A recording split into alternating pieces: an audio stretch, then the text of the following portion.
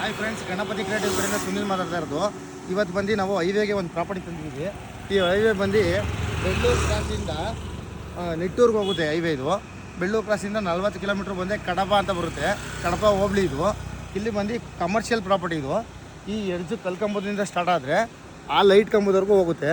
Borewell ಇದೆ, TC ಇದೆ, 3 borewell ಇದೆ. 1 ಬೋರ್ವೆಲ್ಗೆ ಮಾತ್ರ ಮೋಟ್ರ್ ಬಿಟ್ಟಿದ್ದಾರೆ ಇವರು.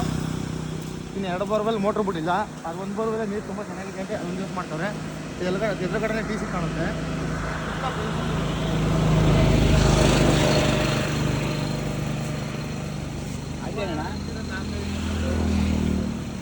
ಇಲ್ಲಿ ಇಳಿದವರೆಗೂ ಬರುತ್ತೆ. ಕಮರ್ಷಿಯಲ್ಲು 105 ಅಡಿ ಬರುತ್ತೆ. ಫ್ರಂಟು ಒಂದು 50 ಫಲಕ್ ಬಂದಿರೋ ತೆಂಗಿನ ಮರ ಇದೆ. ಸುತ್ತ ಫೆನ್ಸಿಂಗ್ ಇದೆ. 120 ಅಡಿಕೆ ಮರ ಫಲಕ್ ಬಂದಿದೆ. 200 ಚೇಂಜ್ ಮತ್ತೆ ಹಾಕಿದ್ದಾರೆ. ಕ್ಲಿಯರ್ ಟೈಟು. ಮೂಲದಿಂದನೂ ಜನರಲ್ ಪ್ರಾಪರ್ಟಿ. ಮೂಲದಿಂದಲೂ ಈಗ ಪ್ರೆಸೆಂಟ್ವರೆಗೂ ಜನರಲ್ ಇದೆ. 100% ಲೀಗಲ್ ಬರುತ್ತೆ. ಸುತ್ತ ಫೆನ್ಸಿಂಗ್ ಇದೆ.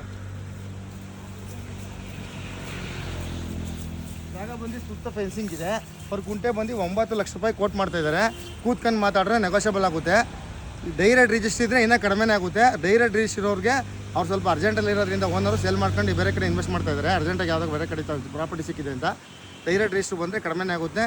ಯಾರಾದರೂ ಇಂಟ್ರೆಸ್ಟ್ ಇರೋರು ಕಾಂಟ್ಯಾಕ್ಟ್ ಮಾಡಿ. Thank you friends.